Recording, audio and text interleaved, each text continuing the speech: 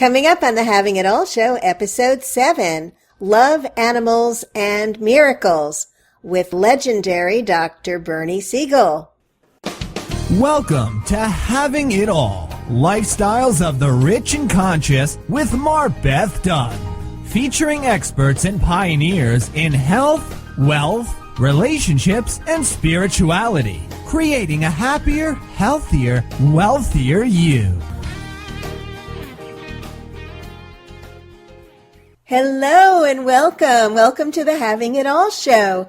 I'm MarBeth Dunn, empath, intuitive coach, mentor, best-selling author, and creator of the Spiritual Wealth Activation System, a powerful step-by-step process to create wealth and miracles. If you're a frequent listener, thank you. Thank you for subscribing to our show. And if you're new here, welcome. I'm so happy you're here. If you like what you hear, please join us weekly by subscribing to the show. Visit TheHavingItAllShow.com/ITC, then click the blue View in iTunes button to subscribe. If you love us, please rate and review us as well.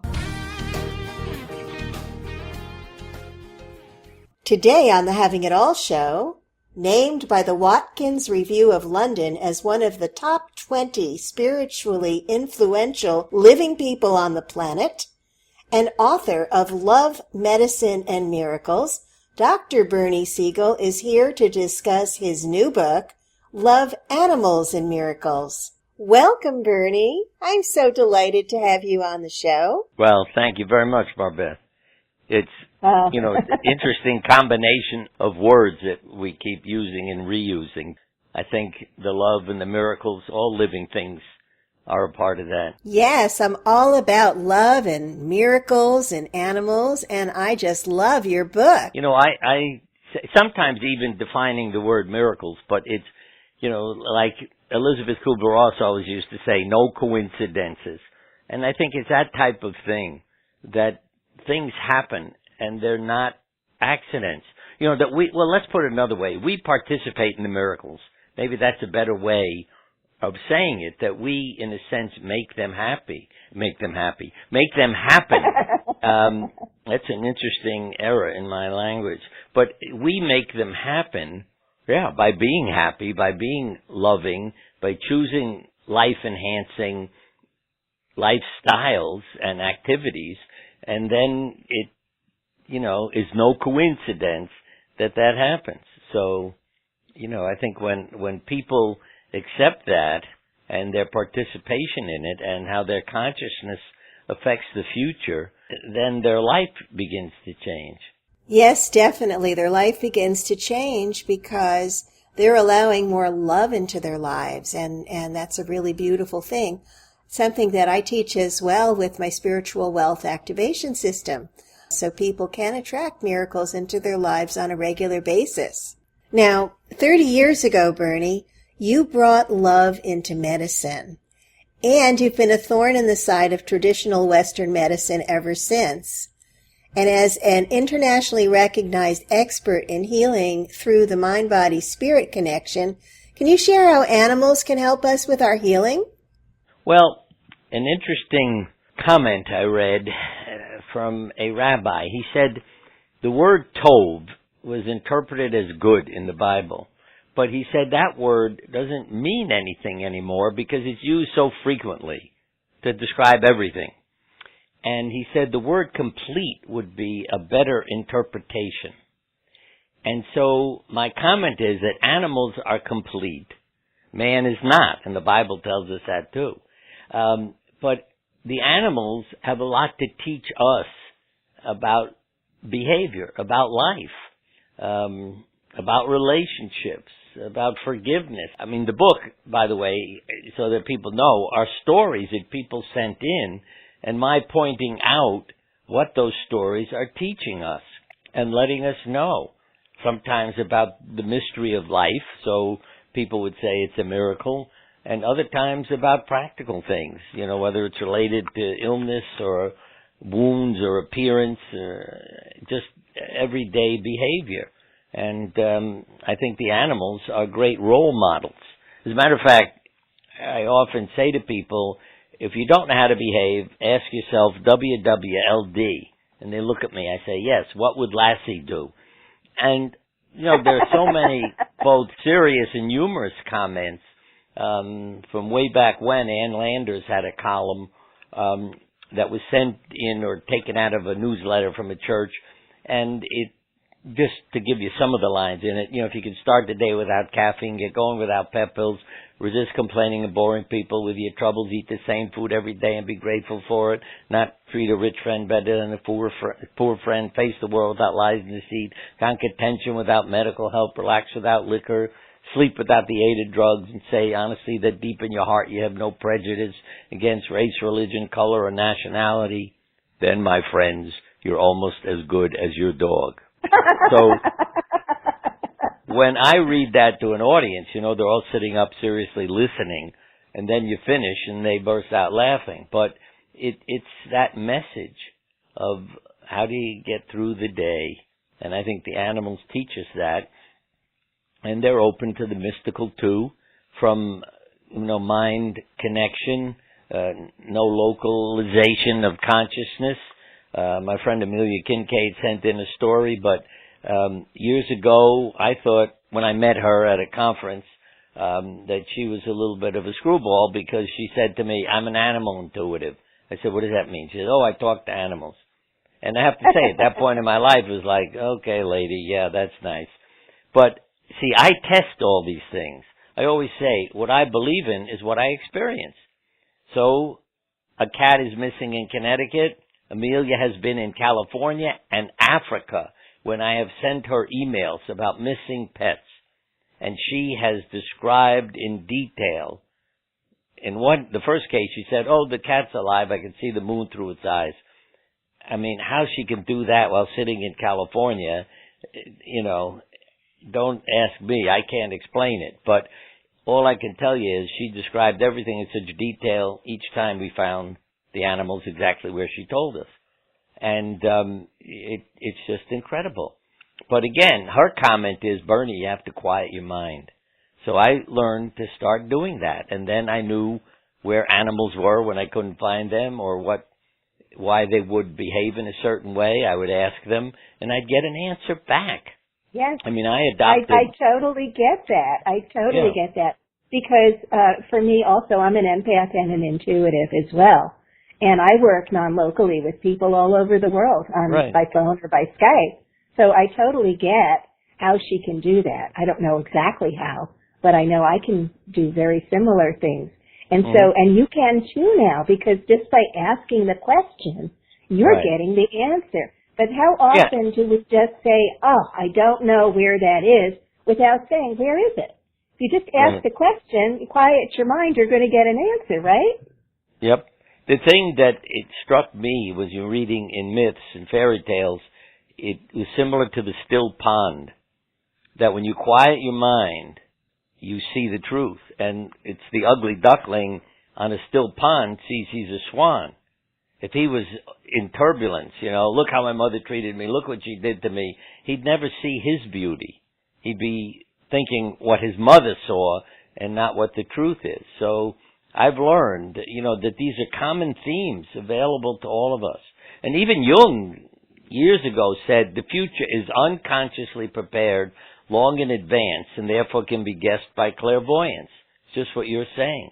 And I've had patients of mine who also brought me messages from the dead and even messages about my future when they felt safe talking to me because they knew that I wasn't a normal doctor. And so they could come in and say, I have a message for you. And again, I knew what they were talking about and who they were talking about, and it was quite amazing.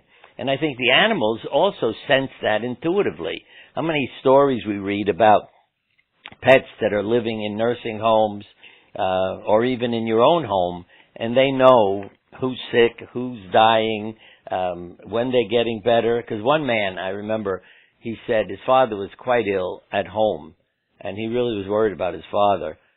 And his dog would never leave the bedroom. He said I had to drag him outside just to get him to pee. And I had to feed him in the bedroom. He refused to come for food.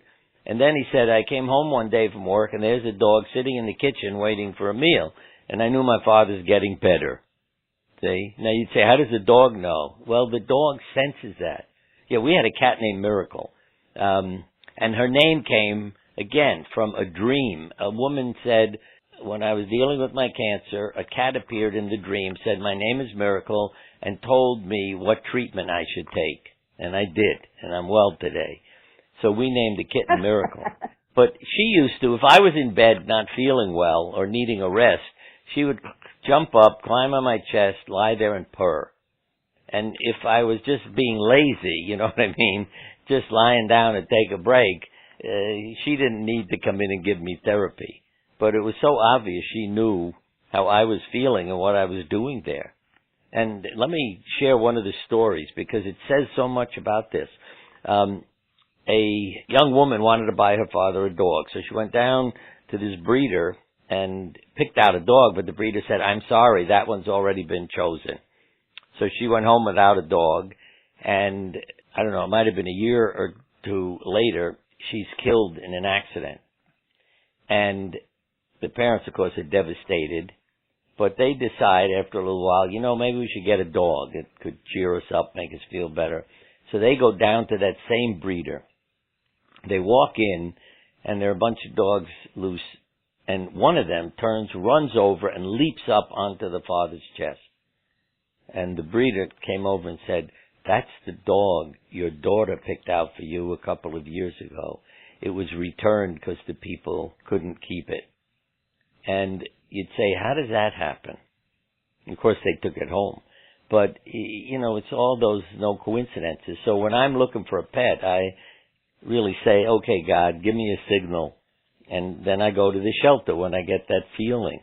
And it's no coincidence when you walk in the door who's sitting there. I had written a book called Buddy's Candle to help people deal with the loss of a loved one. Right. And after I finished it, I walked out of the house to walk our other dog, Furphy is his name, and I heard a voice say, go to the animal shelter. So I drove down, walked in. There's a dog sitting by the door. I said, what's his name? His name is Buddy. He's been here less than 15 minutes. Well, I took him home. And, yeah. But you see, what's fascinating, on the way home, I stopped for gas. He jumped out of the car and ran away, and we had a hell of a time getting him back in the car.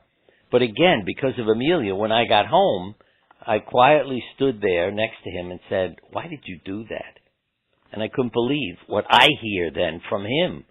He said, I belonged to a couple. The husband was an alcoholic, and whenever the wife would say, take the dog for a walk when he came home from work, he would get in the car with me. He would drive down to the bar. He would go in and drink, leave me locked in the car, and then get drunk and abuse me, and I don't want to be in a car. I said, I'd never treat you that way. And I mean, I knew he was telling me the truth, because if we would take a walk and I would pick up like a branch that had fallen in the street, he would immediately cringe and back up. And in the kitchen, I'd say to him, hey, come here, buddy. And he'd back up. And I knew, you know, he was afraid of the abuse. But of course, with lots of love, he changed. That's the part, you know, that really convinced me. And 2 weeks later, after knowing that, because I kept saying to him, I would never treat you that way, I accidentally hit the button that opens the side door on a minivan. And when I came back to the car, about 20 minutes, half an hour later, I realized, oh my God, you know, I saw it. I thought, he's gone. The door's open. No, he was sitting in the open car. And that I love taught me that. so much, you know, about communicating with animals. Here he is, now having faith in me, trusting me, and just sitting there. The other dog was in Stop and Shop looking for me, which was even funnier, because, you know, because I thank God for Amelia that I knew. Because, you see, she said, Bernie, if you run around screaming in the parking lot, that doesn't work. Quiet your mind. And so, yep, I knew he was looking for me. We'll be back to our show in just a moment. Would you agree that the current state of the world is angry, chaotic, turbulent, and possibly insane? And that's not even mentioning everyone's personal issues. We all need miracles, and now is the time. I'm MarBeth Dunn, the Miracle Mama. Imagine a river of miracles flowing into your life, bringing harmonious relationships, better health, prosperity, clarity, peace of mind, and a deep sense of joy. What if you could know all your needs are being met and feel calm and peaceful even in the midst of turbulent change?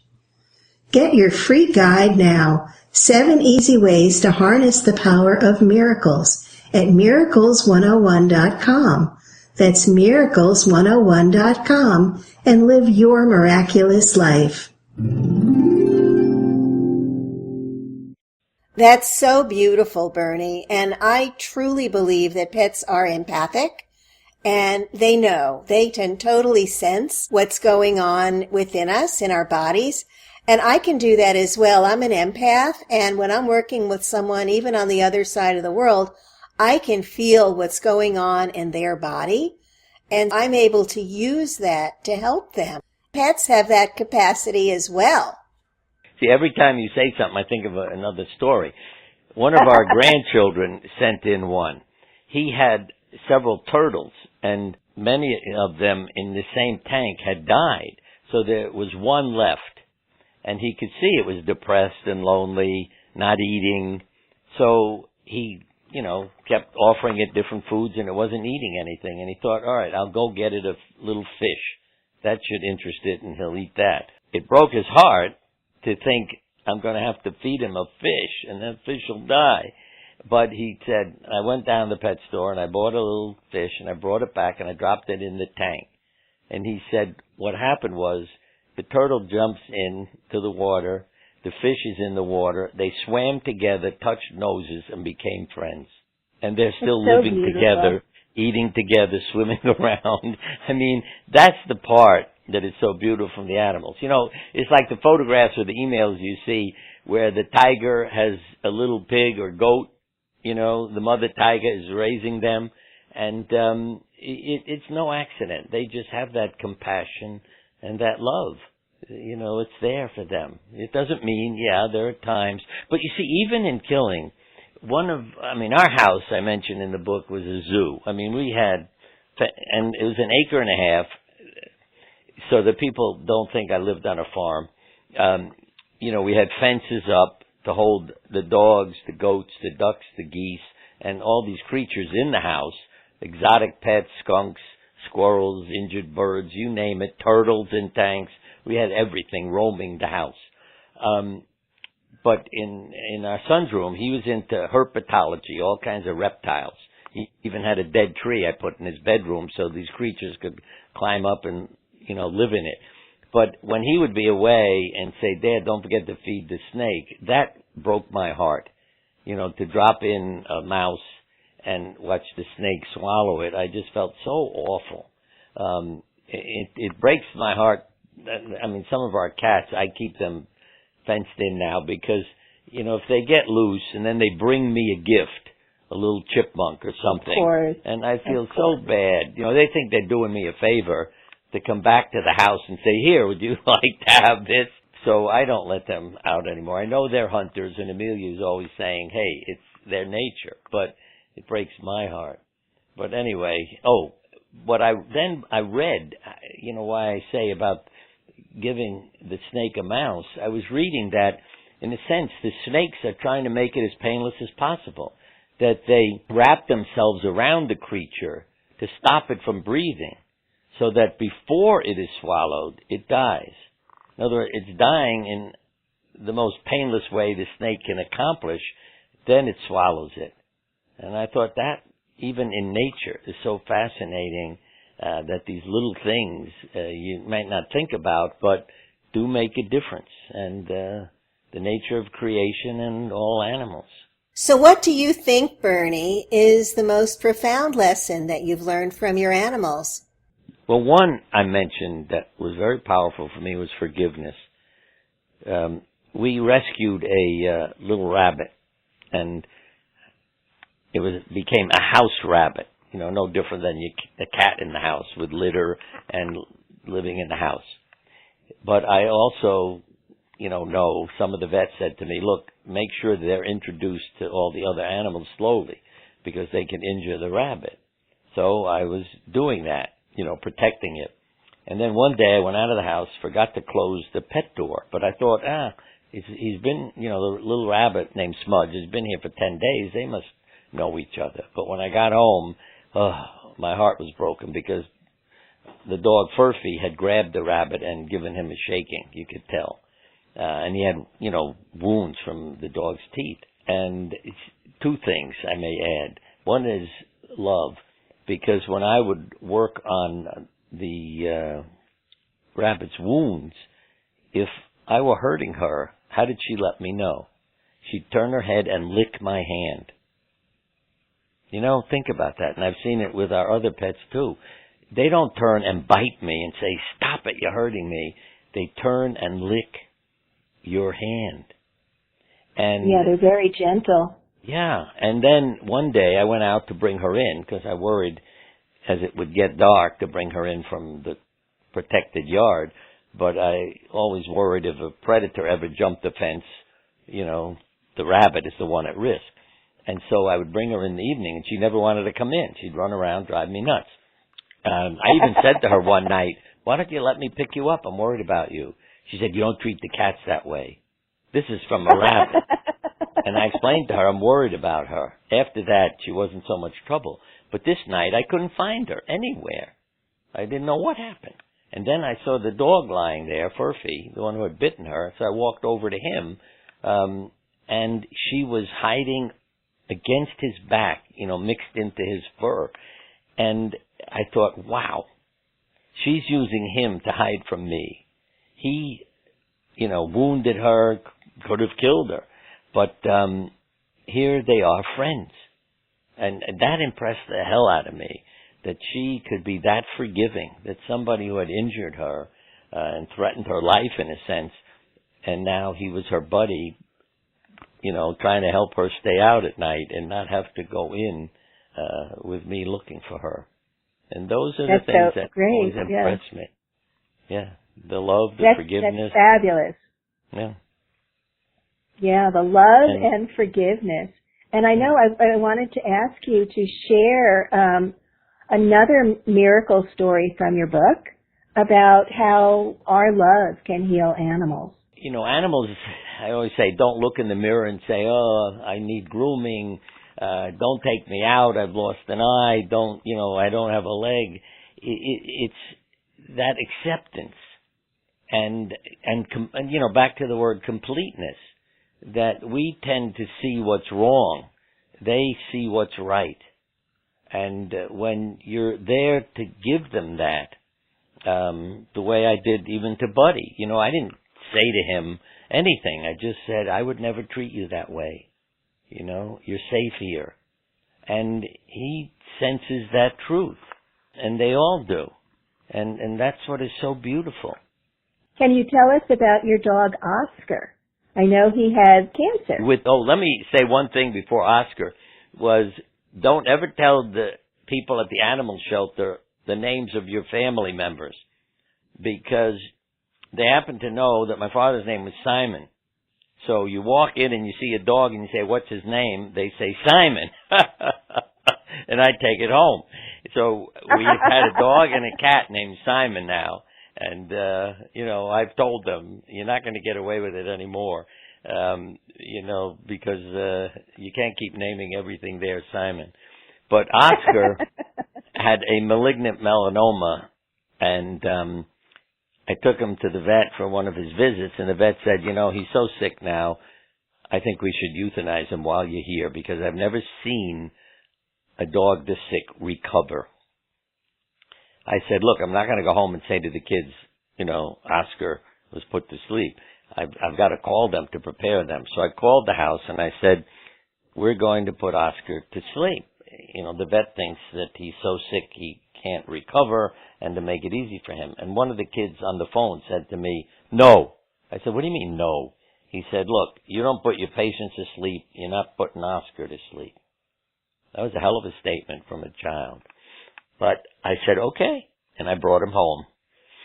He wasn't strong enough to stand up, so he's lying on the floor, and what I would do is every meal I had, I'd share with him, a lot of loving, a lot of massaging, just being there with him whenever I wasn't away, at the hospital. And I noticed after a couple of weeks, he was getting a little stronger and standing up and eating things. And a few more weeks and he's looking pretty good. And I thought, well, what the hell's the point of keeping him in the house? Let's take him outside with the other dogs. And to go and make a long story short, he lived for over 3 years with no sign of cancer coming back. The vet just would always see me and say, I don't get it. I never saw a dog that sick recover. I don't understand. And I didn't understand either until I came across a book called The Energy Cure, and the author of it, Bill Bengtson, who became a friend of mine. He has used, in a sense, what I did, his hands like conductors of love to the animals. So in a study, mice were injected with cancer. They usually die in 2 months. The group he treated, the cancer just resolved, disappeared. And the other group, if they didn't move it away from the room he was in, all died in their, 60 days. But that's the part that was amazing. And what he was visualizing is these animals being healthy, sending, I always say, his arms and hands are like the battery cables. And they're carrying energy, and they heat up. If anyone has been to a healer, or even a massage therapist who is conducting that, you feel it through their hands. Their hands get so warm. It impresses me. And I've had experiences of healing of physical injuries, and that's what I noticed years ago, before I had any of this experience, that the hands of the person touching my leg were incredibly hot. And in 10 minutes, my injury was gone. I got up and walked away. And before that, I was in pain and limping and couldn't train for a marathon and all kinds of things. And if it wasn't for my wife saying to the healer, go over and see if you can help my husband. Because again, like with Amelia, I thought it was nuts. This was a medical conference, and she was there to give a lecture. And I thought, oh, come on, this is crazy, putting your hands on and, healing things. But then welcome to my world. The studies that are done. Yeah. I experience that all the time. That's my world. Right. A world where healing can occur, and we just channel the energy. It doesn't come from within us, but it's channeled through us. That people understand. I always say we're the battery cables. We are the battery cables. Yeah, and some of the studies, when people do studies, you can't deny it. In other words, the healer holds a bottle of water, and then you water plants with it, and they grow faster and are healthier than just water from the sink that she hasn't touched. So Absolutely. It does make a difference. Yeah, we do affect life and nature. There's no question. So, Bernie, this has gone so fast. I would love to keep you on forever. I love talking with you, but you've got so many amazing stories. How would you sum up the lessons that the animals in your stories are teaching us? Well, I think it is that we're all, shall I say, one family, all caring for each other, and violence isn't done out of, revenge, isn't done because they're rejected. What I mean by that is, yes, some animals eat other animals, but they're doing it to survive, to have food. It's not killing to get even with people and how you were treated, and we accept each other no matter what our patterns or colors or skin is like. We don't see ourselves as different. Maybe, again, back to one family. I always say we're all the same color inside to people. But the animals accept each other even if they're the same color outside, because it's about recognition. It's about knowing each other. But they're also there for each other. And I think that's the part that we need to learn from them, to live in harmony, to help each other, not to use each other and punish each other, but to become family and love each other. And that doesn't mean you have to like, as I say, your dog could poop in the living room. You don't say, oh, I love you. no, it's okay to say, I don't like what you did, and I don't want you to do that again. But again, it isn't rejecting them or throwing them out, or beating them or abusing them. It's communicating, and drawing lines and having discipline. It's all the lessons.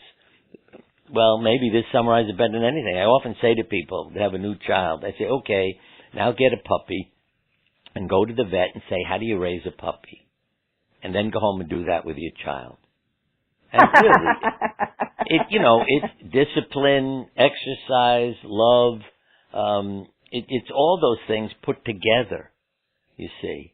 But it's not physical punishment.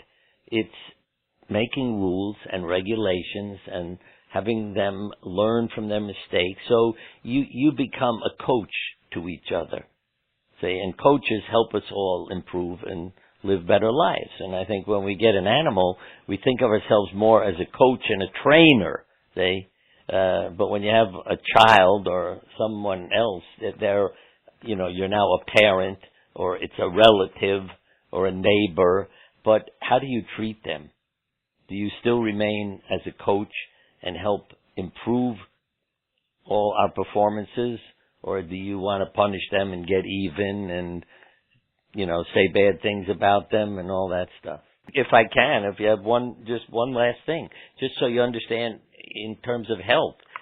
A study in Australia, you have a heart attack, go home to a house with a dog. A year later, 6% of the people had died.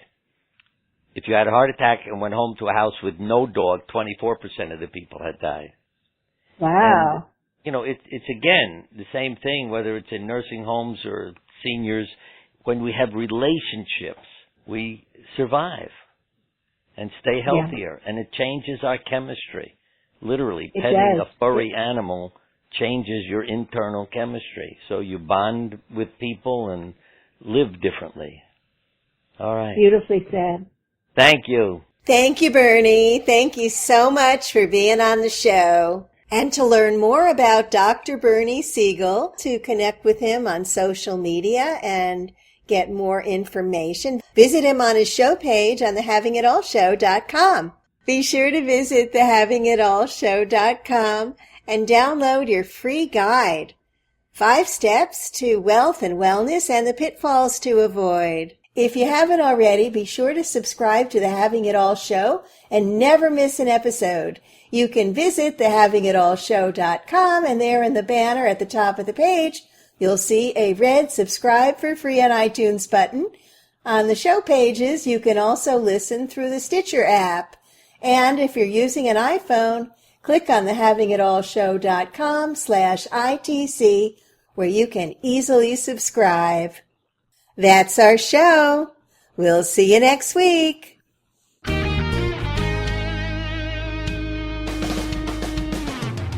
Join MarBeth next week on The Having It All Show, Lifestyles of the Rich and Conscious. Visit TheHavingItAllShow.com now to learn more about MarBeth and her special guests and download your free report.